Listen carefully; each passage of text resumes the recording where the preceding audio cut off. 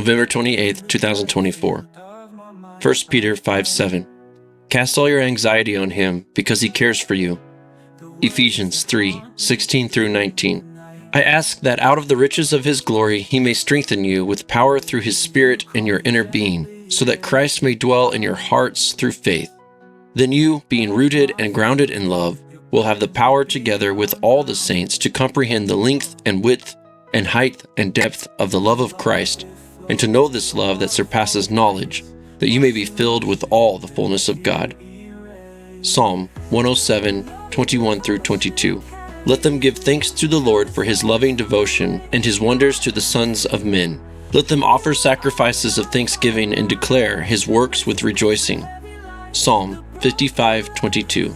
Cast your burden upon the Lord, and he will never let the righteous be shaken. Matthew 11:28 through 30. Come to me, all you who are weary and burdened, and I will give you rest. Take my yoke upon you and learn from me, for I am gentle and humble in heart, and you will find rest for your souls. For my yoke is easy and my burden is light. Psalm 13:5. But I have trusted in your loving devotion. My heart will rejoice in your salvation. Don't use foul or abusive language.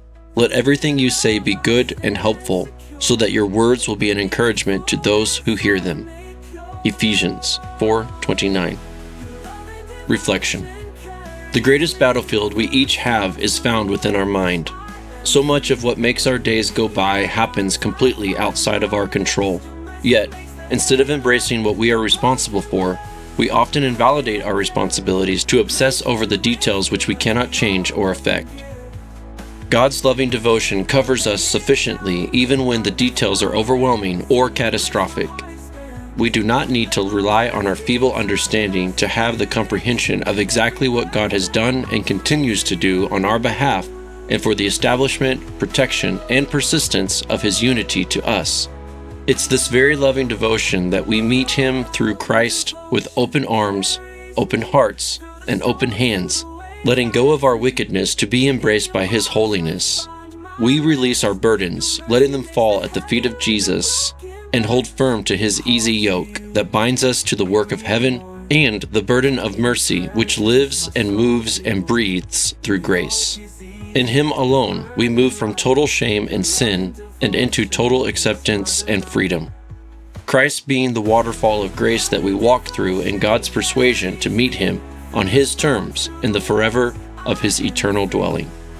Prayer. May the words of our heart come forth in kindness and goodness.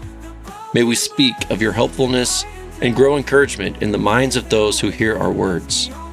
Thank you for the loving devotion that makes heavy burdens light and hard work easy. You have given us the worship of spirit and truth. No walls can restrain your sacred union. No man can separate your loving devotion from our hearts.